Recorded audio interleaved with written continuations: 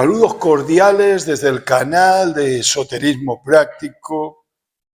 Os convidamos a todos a una conferencia hermética cabalista que le hemos puesto por título La Bella Helena.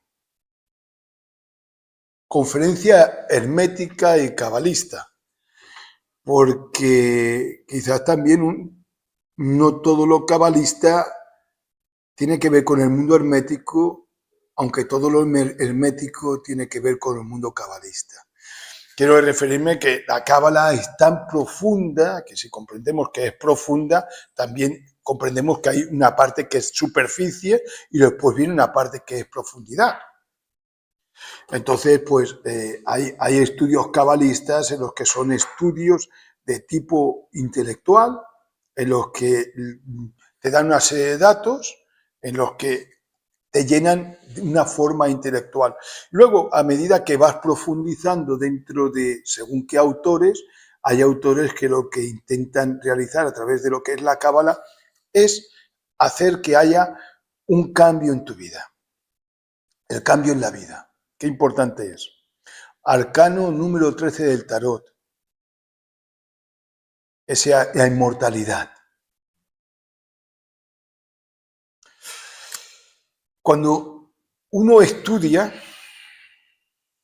ese estudio, o cuando uno estudia de un libro, aunque para leer un libro uno tiene que haber leído muchos libros. Para escuchar una conferencia uno tiene que haber escuchado muchas conferencias. Para hacer una meditación uno tiene que haber hecho muchas meditaciones. Si no haces aquellas meditaciones que no son meditaciones, nunca llegas un día a hacer la meditación. Y aunque hagas muchas, quizás nunca llegas a hacer una meditación. Aunque leas muchos libros, quizás nunca llegas a leer un libro. Aunque escuches muchas conferencias, quizás nunca llegas a una conferencia, o quizás sí.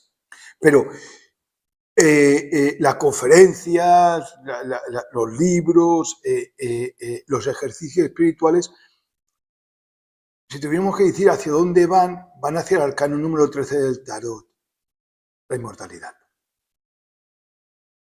Porque el conocimiento hermético, esotérico, ocultista, trata sobre no convertirnos en inmortales, porque ya lo somos. Por la esencia, el alma, que es inmortal. No se trata de convertir inmortales, se trata que esa inmortalidad que tenemos se haga consciente, despierte en nosotros. El conocimiento que leemos de cualquier libro, que escuchamos de conferencias esotéricas o herméticas, ese conocimiento va hacia la parte inmortal. O, deberíamos decir, debería ir hacia la parte de la inmortalidad. Puede ser que se quede en la parte mortal,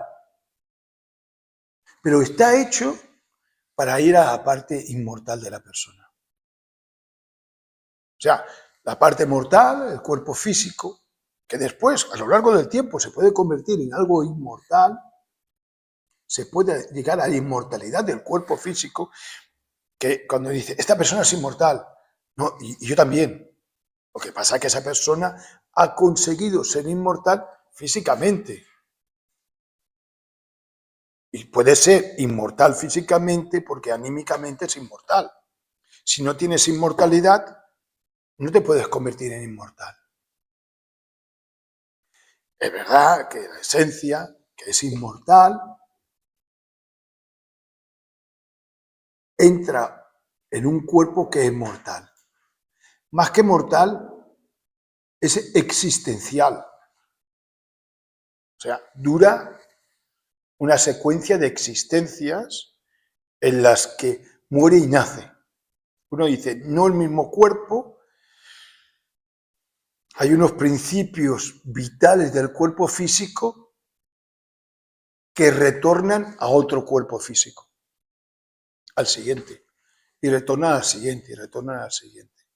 O sea, hay unos principios del cuerpo físico que no son existenciales, de una sola existencia, sino que son vitales, son de una vida. y hay un conjunto de existencias, según algunos estudios orientales son 108, y aquí, pues, ¿por qué no? Si hemos de poner un número, pónganme un número, da igual.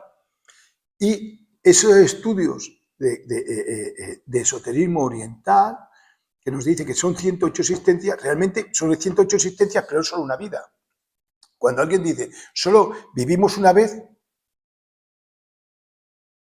tiene una gran parte de razón, porque vivimos una vez, pero esa vez, en vez de ser solamente una existencia, son, por ejemplo, 108 existencias, que en algunas ocasiones pueden ser menos y en algunas ocasiones pueden ser más. Y podríamos también hablar, comprendiendo que en el universo es muy grande, pero podríamos hablar que en este pequeño mundo, el pequeño mundo de grandes almas, habitualmente son 108, según lo que se ha estudiado en el mundo oriental, y que habitualmente las personas cumplen esas 108 existencias, que es una vida. ¿Que después de una vida viene otra vida? Claro. ¿Y tendrá también sus oportunidades esa vida? Evidentemente que sí. Y en esas 108 existencias, que si uno calcula que en la antigüedad se vivía mucho más que ahora, sé que se dice todo lo opuesto, o mejor dicho, todo lo contrario, que en la Edad Media se vivía menos que ahora, y como decir lo contrario es como que, pues yo lo digo, que cada uno opine lo que quiera. Y que más antiguo que la Edad Media, todavía se vivía más que ahora. Y en el mundo neolítico se vivía más que ahora. Y en el mundo paleolítico se vivía más que ahora. Esa es mi experiencia, mi pensar. Cada uno tendrá el suyo.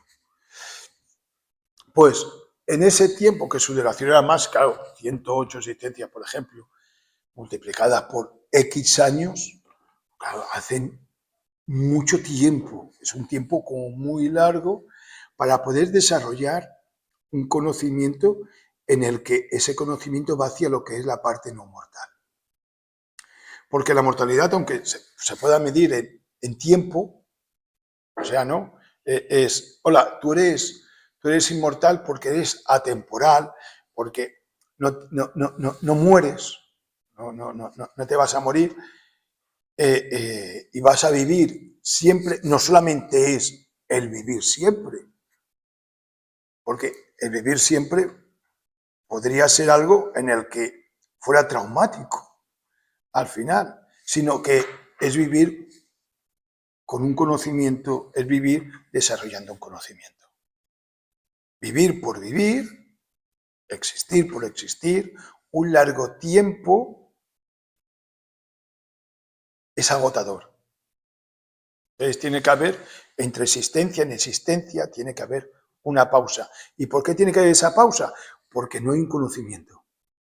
Si hay un conocimiento, puede ser que el tiempo se alarga mucho, y al alargarse mucho podría ser que ya no hiciera falta que existiera esa pausa, aunque siempre hay pausas. ¿Y cómo es que antes se vivía más tiempo que ahora, que tú dices? Por la sanidad.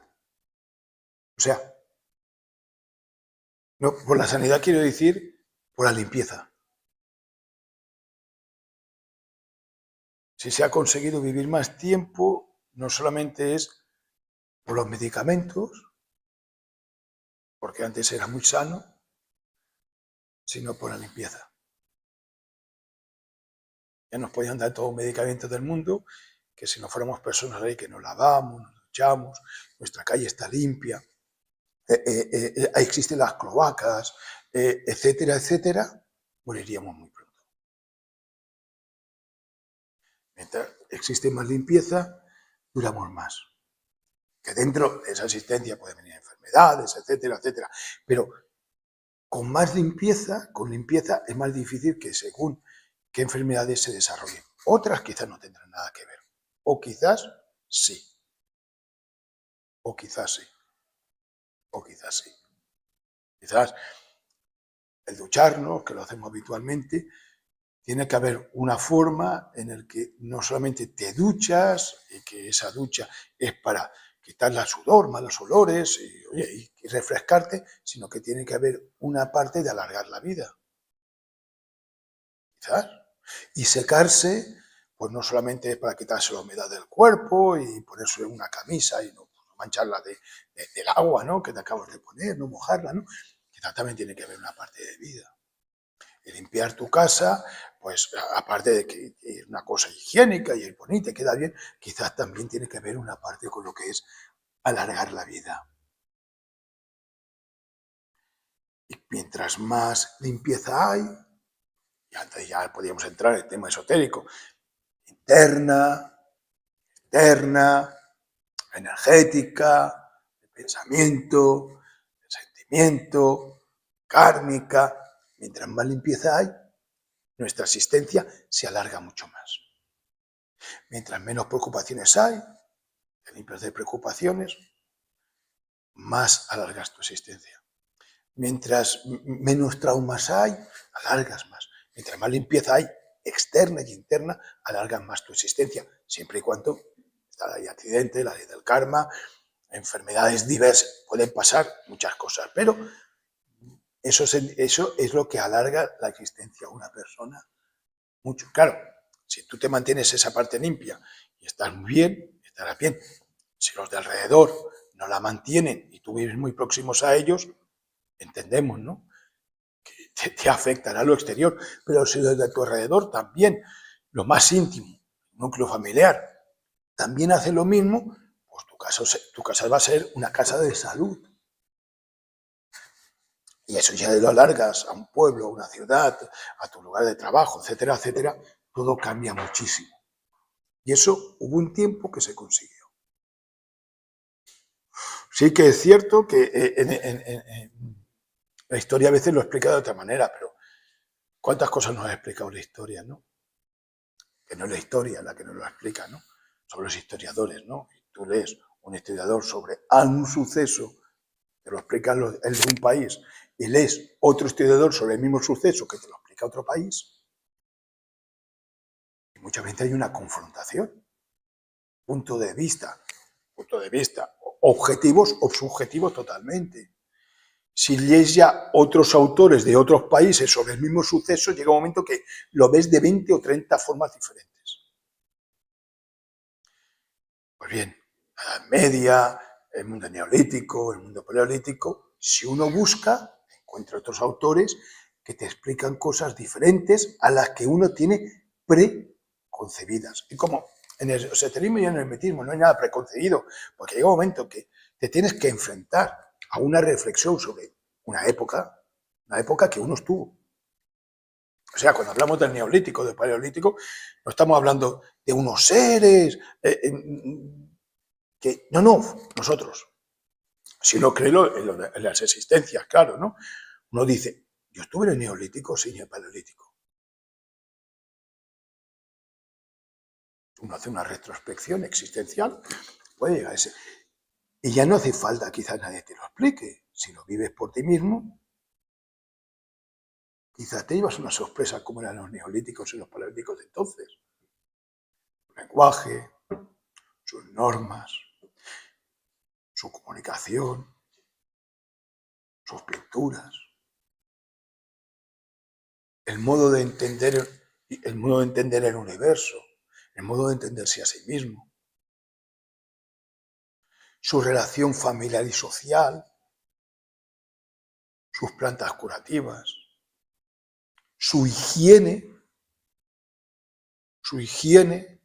y su higiene, la relación con la naturaleza de los animales y los vegetales, sus dioses, olvidados ya o no recordados ya, sus viajes y su duración existencial.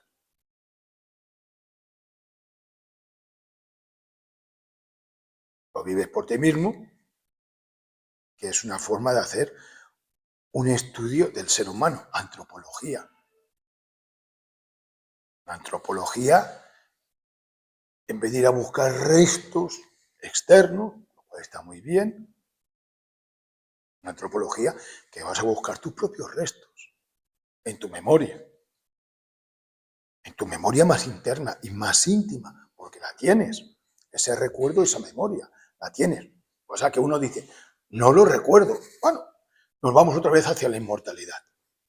Utilizamos la parte mortal de nuestra vida y la parte inmortal no lo utilizamos. Y el conocimiento, tanto de ejercicios místicos, esotéricos, herméticos, como la lectura, como las conferencias, van hacia la parte inmortal para que ésta se haga consciente.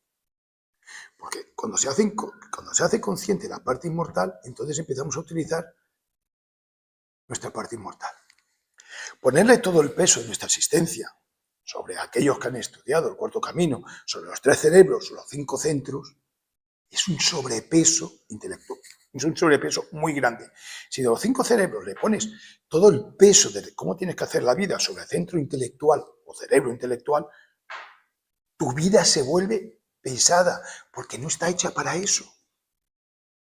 Y si lo aguantas, si le pones toda la responsabilidad de tu salud al centro, o al cerebro motor instintivo sexual y sobre todo al centro instintivo, donde se encuentra la supervivencia, si le pones todo el peso a eso, el centro instintivo, que es sabio donde se encuentre, pero cómo negocia algo kármico, algo de otra existencia, o sea, ¿cómo lo negocia? No tiene esa capacidad, tiene capacidad de aguantar lo que le echen. Entonces, una parte de responsabilidad del peso de nuestra existencia hay que ponerle, yo digo que un 75% hay que ponerle a la parte inmortal. Y a la parte mortal, aliviarle el peso. Aliviar el peso a los 5 centros, a los plexos. A los chakras sí que le puedes poner peso, pero a los plexos, a los órganos del cuerpo físico, o incluso a los órganos del cuerpo etérico, a los huesos, a nuestra personalidad, ponerle el peso de una existencia si no está hecha para eso. Claro, cuando uno desconoce esa parte no visible, oculta, olvidada o no recordada de nuestra parte inmortal, no nos queda más remedio que ponerle todo el peso a nuestras neuronas, a nuestras células, a nuestros órganos, a la energía vital. Pero si uno mira lo que es una existencia, uno no mira, ya la superficie de una existencia ya es compleja. Aunque uno nunca haya meditado, ya las relaciones familiares, las relaciones con los hijos, con los padres, con la pareja, las profesionales, las amistades, los sucesos que hay, sucesos que pueden suceder que están más allá de ti, una catástrofe, una guerra, o sea, ya eso es como para escribir muchos libros, sentimientos, inseguridades, cosas que se mueven que son terribles, son terribles. Si aparte de eso, que ya es terrible en sí mismo, te sumerges un poco dentro de lo que es la existencia y te sumerges un poquito en lo que es estudios como la ley del karma, la ley del dharma, yo qué sé, la ley de los opuestos, y vas estudiando leyes y vas estudiando complejidades, cosas que uno tiene que hacer, comprendes que ese peso no se lo puedes echar a la parte mortal de tu vida, porque es que no lo aguanta. Tienes que poner la parte inmortal. Entonces, el estudio hermético debería, o es el responsable de llevar conocimiento a la parte inmortal. No está hecho como los ejercicios esotéricos, no está hecho para la parte mortal, está hecho para que la parte inmortal despierte, que es nuestra alma, nuestra esencia, con todas sus particularidades y peculiaridades. Y la cábala, porque tenemos que hablar de cábala, la cábala lo hace no bien. Yo no he conocido Bueno, yo tampoco es que haya conocido todo, claro, pero no he conocido algo, un libro tan bien hecho. He conocido libros tan bien hechos como el Zohar. Pero mejor que el Zohar no he conocido ninguno. No conozco todos los libros. Pero los Zohar lo podemos comparar con cualquier de los grandes libros que han movido a la humanidad. Y el Zohar suplenta lo que es la familia. Voy a explicar. Antes, cuando un ser humano trabajaba sobre sí mismo, encontraba quién era, quién soy. El yo soy es algo muy, muy extenso, es extensísimo, ¿no? Porque cada uno partimos de un lugar que se llama particularidad, ¿no? Partimos de un lugar. Y en esa partir de ese lugar hasta donde estamos, hemos ido cogiendo experiencias. Y eso es la peculiaridad de nuestra particularidad. Bien. Cuando, aunque cada uno de nosotros partimos de un lugar y cada uno somos únicos, en ese somos únicos, no somos unos seres separatistas. Nosotros no somos. Tenemos una individualidad.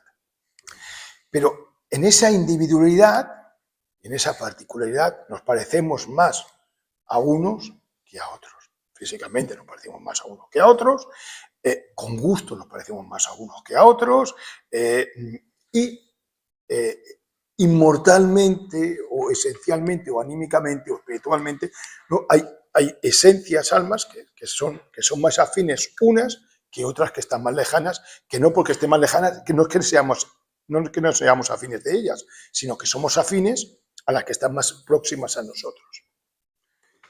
La ley de asociación psicológica que se denomina. Entonces, cuando uno lee el Zohar, cuando uno lee el Antiguo Testamento, poner un nombre que todos conocemos, ahí salen personajes.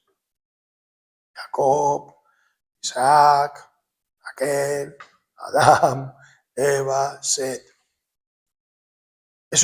Todos esos personajes están en ese libro, están en nuestro interior. Esos y más. Todo aquello que ha sucedido en el mundo nos ha sucedido a nosotros.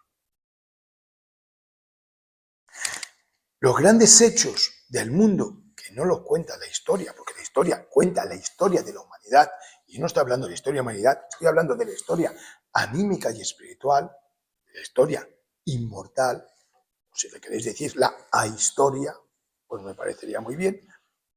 Esos hechos, que naciera Jacob, ese hecho, el nacimiento de Jacob, significa que gracias a ese Jacob podemos descubrir a nuestro Jacob interior. Que estuviera Adán, tenemos ese Adán interior. Que estuviera la serpiente tentadora de Edén, es que tenemos la serpiente tentadora de Edén. Que estuviera Eva, es que tenemos esa Eva interna. Todo lo que ha ido haciendo este mundo, ha nacido en nuestro mundo. Lo exterior es reflejo de lo interior, tal como es arriba es abajo. Para autoconocernos, leer, cuando uno lee, se está autoconociendo. Cuando uno lee libros esotéricos y herméticos, te está hablando de tu inmortalidad. No te está hablando de tu mortalidad, te está hablando de tu mortalidad. De esa parte que no es tan conocida o es desconocida o la gran desconocida, si le queremos poner un título. Nos está hablando de nosotros. De ti, de mí y de todos nosotros. Incluso de aquella persona que no conoce nada de esto, está hablando de ella. Lo que pasa es que como no lo lee. Entonces, esta información va hacia lo que es, o debería ir hacia lo que es la inmortalidad. Si ponemos la personalidad y frenamos ese camino, lo frenamos, porque nuestro pensamiento es que esto sucedió o no sucedió, o es una historia inventada, pero si sucedió hace mucho tiempo, ese conocimiento que tiene que acabar en la inmortalidad, acaba en la mortalidad, acaba en nuestra personalidad. Y nuestra personalidad, con eso, yo no voy a decir que no pueda hacer nada, porque siempre de las cosas buenas, algo bueno se puede sacar, pero en comparación a que se llegara a nuestra alma, es algo como muy pequeño los cambios que puede hacer. Pero yo explico, no los cambios que puede hacer la persona, no, el cambio que puede hacer si esa información llega a la parte inmortal. Esa información te va a hacer un cambio, te va a cambiar. O sea, tú abres un libro, lees aquello y tú tienes un cambio. Claro, será un cambio mínimo. Pero bueno, cambios mínimos es un cambio. Imperceptible quizás para los demás y para uno mismo. Quizá una neurona, unas células, no sé, a un nivel muy sutil. Pero como hay más, te llega Adán, te llega Eva, te llega la serpiente, te llega esto, te van llegando información. Yo no estoy diciendo ni de meditar, ni de vocalizar, no estoy diciendo nada de esto, Estoy diciendo información que te llega y que tú le permites que te llegue a esa parte inmortal, porque son shocks, son realidades, es descubrirse a sí mismo. Entonces, vas haciendo que esa parte inmortal vaya acrecentándose y va cogiendo espacio en lo que es y va retirando levemente, en un principio, muy sutilmente, a la parte vital, a la parte que es mortal, que se lo merece descansar. Todos nos merecemos un descanso y que ese descanso no sea la jubilación o la muerte. Hombre, y las vacaciones están muy bien, pero quiero referirme que un descanso, porque estamos cansados, pero como no estamos cansados, si estamos poniendo toda la responsabilidad de nuestra existencia a la personalidad, a los 5 centros de la máquina humana, a los 3 cerebros, a nuestros huesos, a nuestros músculos, si estamos poniendo toda la responsabilidad de nuestro mundo entero a una parte que no está hecho para eso, yo lo que no sé cómo aguanta. Debe estar muy bien hecha porque no sé cómo aguanta, ¿no? Entonces, esa información va llegando.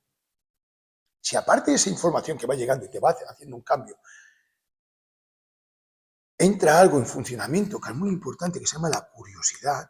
La curiosidad es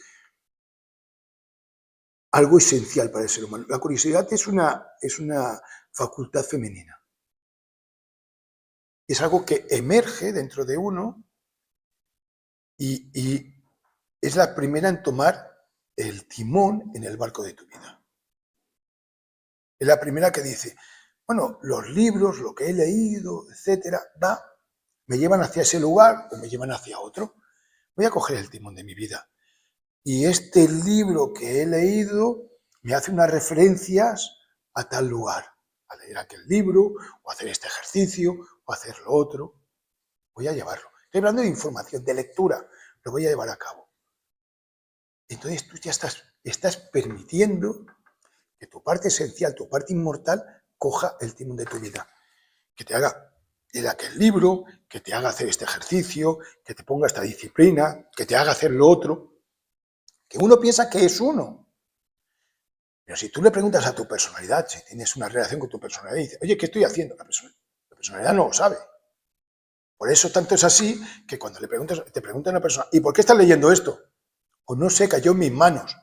Esto es una respuesta que responde la personalidad a la otra persona, porque realmente la personalidad que no lo sabe. Dices que no sé, no tengo ni la más remota idea que hago leyendo este libro. Eso sí, si respondiera la parte inmortal, la esencia o el alma, te diría el porqué. Pero todavía no hay esa comunicación interior-exterior, pero te dejas llevar por ella.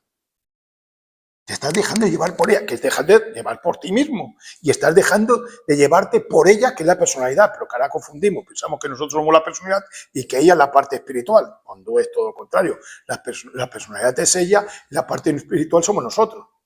O sea, empieza a haber un cambio en nuestra vida. Y estoy hablando de libros. Estoy hablando de libros. Estoy hablando de leer un libro, de hacer este ejercicio.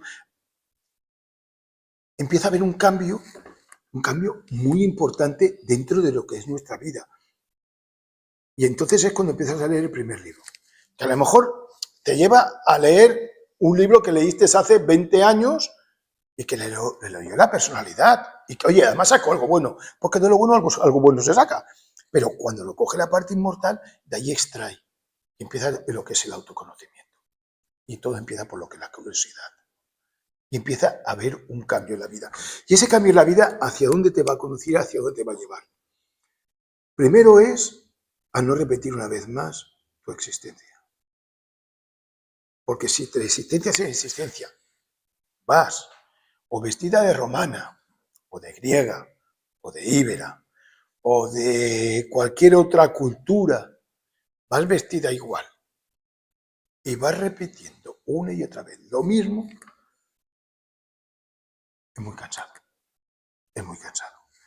Pero si de pronto te das una posibilidad a ti misma y cambias, vas cambiando, porque tú no haces ningún cambio, es que la información te hace hacer ese cambio, la vida empieza a cambiar. Quizás la vida externa, la vida mundana, la del mundo, que es necesaria, que es la que nosotros queremos cambiar. ¿Usted qué quiere cambiar? De piso, de casa, de trabajo, iba a decir pareja, no sé, de hijo tampoco puedes cambiar, de ciudad, no sé, no, quiero cambiar todo esto. Esa es la vida mundana, la que queremos cambiar, pero este conocimiento no va para cambiar eso, que es lo que queremos. Que yo no digo que no, pero que este conocimiento va para cambiar lo otro, nuestro mundo interno, nuestra espiritualidad. Cuando lo permitimos va cambiando. Es verdad, es cierto que cuando la parte espiritual empieza a coger más territorio, empieza a convertirse el buen dueño de casa, empieza a ser la que ordena la casa y la que te ordena la vida, podría darse el caso que también te ordenara la parte mundana. Pero entendemos que la parte espiritual tiene mucho trabajo para arreglar lo que nosotros no sabemos ni siquiera que no está arreglado. Tiene mucho trabajo para hacer muchas cosas, porque tiene muchísimo trabajo. Y entonces, claro, hace un trabajo interno en el que las demás personas se percatan. Pero claro, se percatan más si te cambias de coche. Te has cambiado de coche, de casa y no sé qué. ¿Qué has hecho con tu vida, no? Eso sí que son cambios buenos. Lo otro se percata que hay un cambio, pero claro, te mira los zapatos, mira los vestidos, trabaja en el mismo sitio, tiene el mismo marido, tiene la misma mujer, tiene los mismos hijos, no sé qué le ha pasado a este. Ese es el cambio bueno. Ese es el gran cambio. Ese es el cambio sutil. ¿Que ese puede repercutir al cambio mundano? Hombre, pues ojalá repercute que sea para un cambio bueno. Lo que pasa es que explícale a la parte inmortal que es bueno o que es malo, porque quizás hace un cambio a la parte mundana que para ella es muy bueno y para la parte mundana, para la personalidad, pues no es bueno. O sí, aquí pueden suceder, pueden pasar muchas situaciones y muchas circunstancias. Y la parte mundana, poco a poco, se va relajando. Va relajando y entonces vas confiando en partes tuyas que son internas,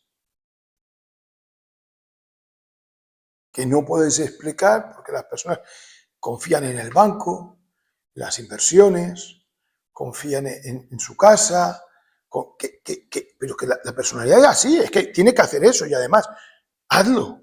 Porque la pobre dice, si no tengo lo otro, pues hago lo que tengo en el trabajo, o sea, confías en una serie de cosas porque es normal, porque lo otro no lo tienes. Pero a medida que vas teniendo lo otro, tu confianza la vas poniendo en otros lugares. Y yo no digo que en un momento determinado dejes de confiar en lo que es la parte mundana, sino que lo que sucede es que la parte... Mira, por aquí. Lo que sucede es que la parte mundana, cuando tienes que hacer algo, te vas hacia tu parte espiritual y no hacia tu parte humana. Y esto es poco entendible.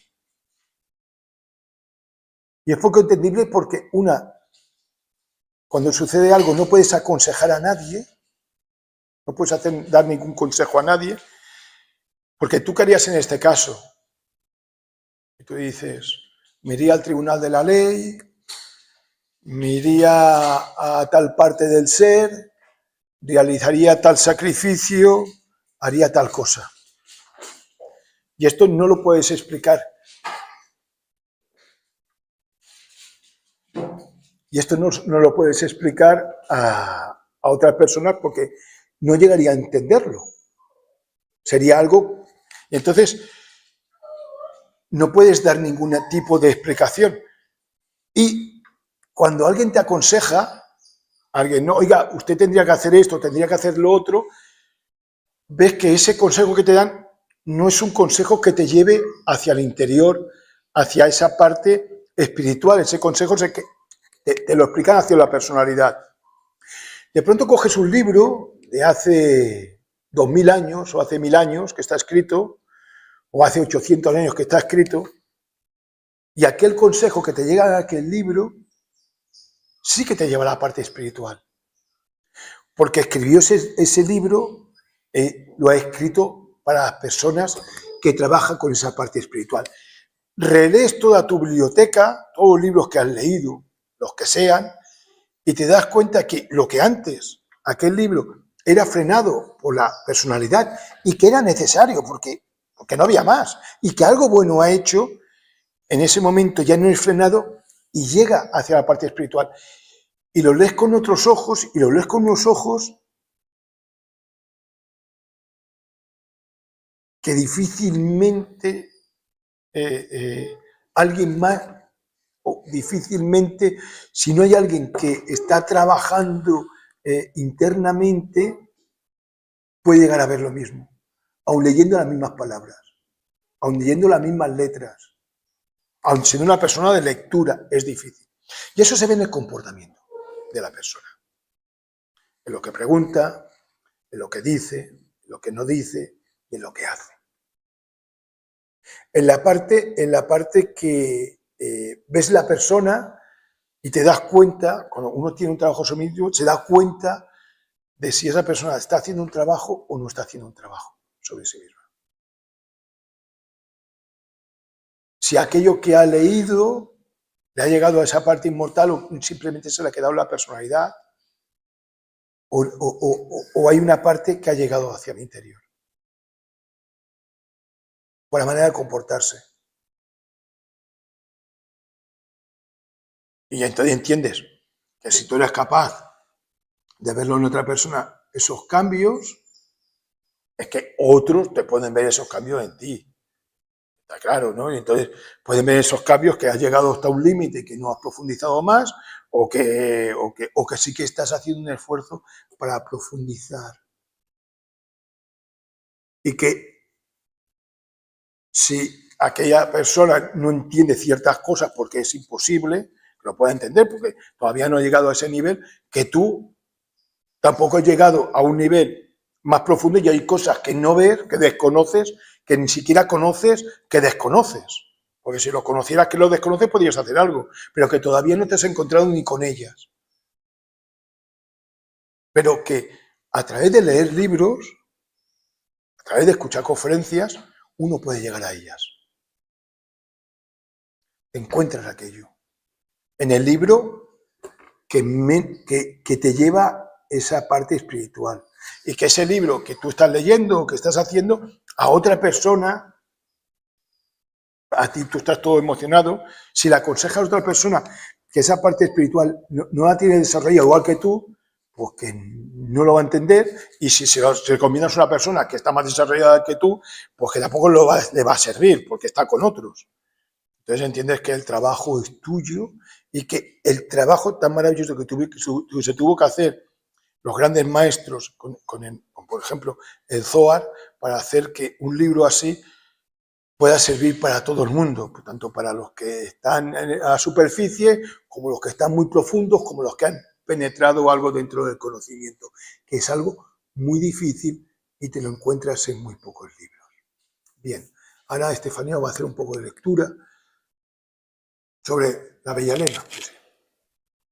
La bella Elena. La Sefirot Yeburá es el gran sacerdote ordenando y practicando sacrificios. Yeburá, que es terrible, una parte nuestra, Zohar, los maestros cabalistas nos explican que es terrible. Y es la que realiza los sacrificios.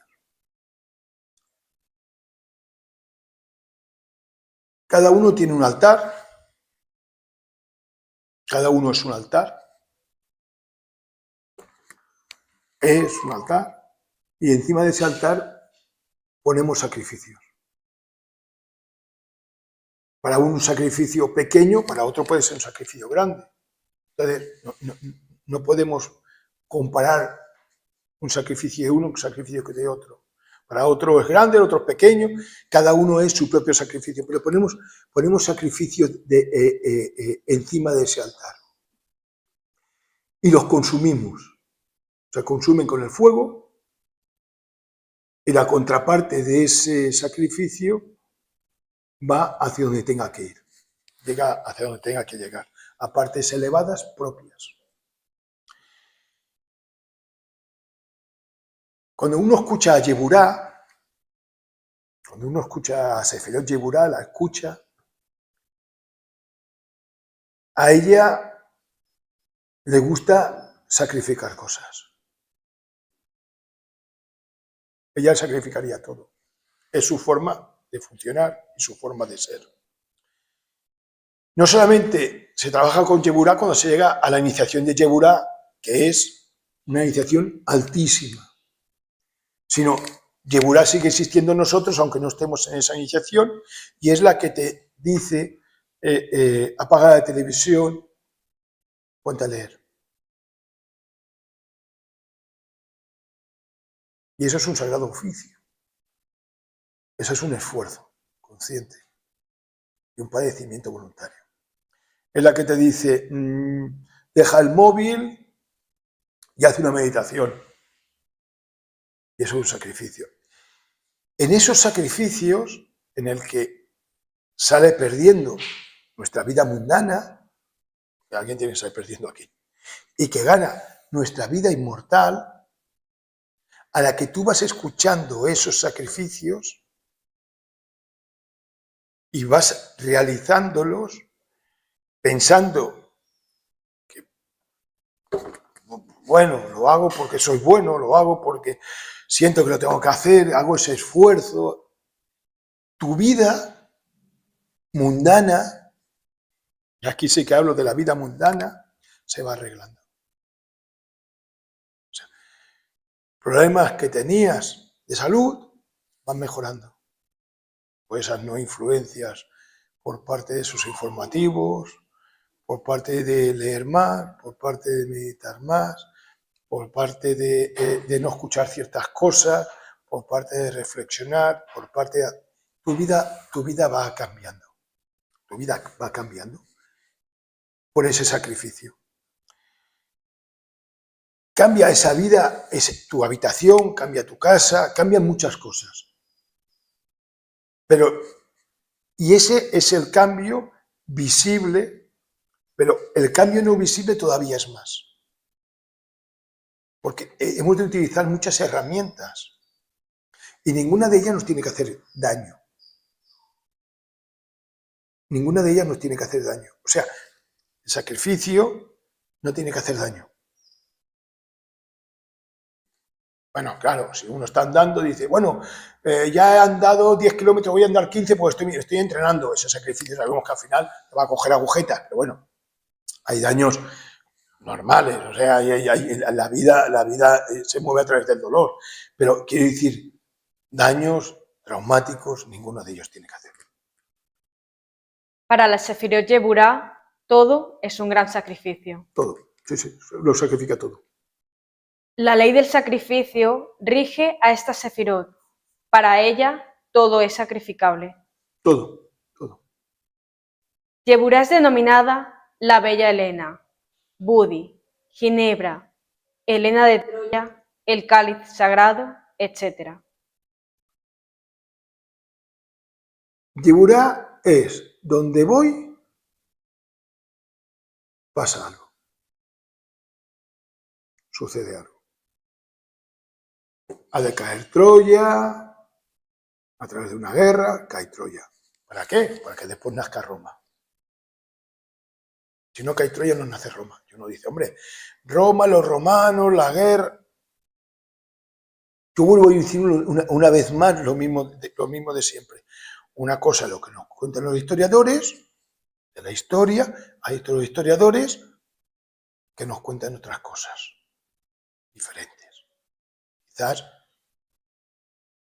menos visibles, quizás no académicas. Y luego está cuando tú te vuelves estudioso de ti mismo y te encuentras como romano y ves que Roma, quizás una época de Roma es como la cuentan, pero hubo otra época que no tenía nada que ver.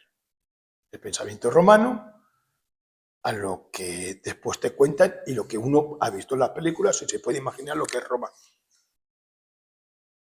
Roma no fue nunca una ciudad, sí que fue una ciudad, evidentemente, pero Roma fue un pensamiento, fue una idea, una ideología. Una ideología que se quiso, me perdonáis la palabra globalizar. Ya sé que entonces no se sabía que la Tierra era redonda, etcétera, etcétera, o resulta que es plana, ya no sé si es redonda o plana. Pero no se quiso extender por todo, se quiso extender por todo el mundo conocido el pensamiento romano, lo que era Roma, con sus leyes, etcétera, etcétera. Luego no llegó a lo que se puede llegar, porque siempre sucede lo que tiene que pasar. Y pasó lo que pasó, y no llegó a lo que tenía que ser. Pero la idea de Roma era muy diferente a lo que sucedió y es muy diferente, según algunos historiadores muy pequeñitos, digo, y muy pocos, a lo que se cuenta. La Sefirot Yeburá es un aspecto terrible del eterno femenino. Sí, cuando uno invoca al eterno femenino, uno se imagina ahí se imagina cada uno lo que quiera. Una mariposa, ¿no? Podrían decir uno, y otro una mujer de color azul, ahí maravillosa, una cara, y así lo puedes ver otras veces. Pero como se presente como Yeburá, es terriblemente divino. Y es terrible. Es un monstruo, una monstruosidad. Las monstruosidades siempre son divinas.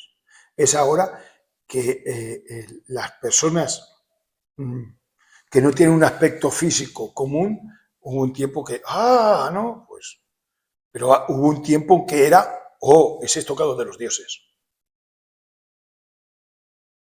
Porque nadie ha dicho que nuestra cara y nuestro cuerpo tengan que ser así. Bien. Cuando una maestra se encuentra a la altura de la Sefirot Yeburá, en ocasiones su misión es levantar a un maestro. Si el eterno femenino se desarrolla el eterno femenino en Yeburá como misión para despertar, o no para despertar, sino para llevar de la mano a un maestro,